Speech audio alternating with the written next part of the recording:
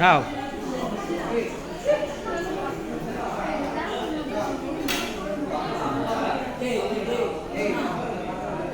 வாடா வாடா எல்லோரும் காலைல வந்துருங்கண்ணா 7:30க்கு. பெரிய அண்ணங்களாம் கூட்டின்னு வாங்க 7:30 மணிக்கு.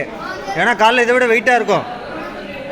இப்போ வெயிட்டே இல்லை, நாளைக்கு தூக்குறதா இதை விட 4 மடங்கு வெயிட்டாக இருக்கும். ஆய்கால் போடுங்க. வீட்டில் பெரிய அண்ணங்களை கூட்டின்னு வாங்க.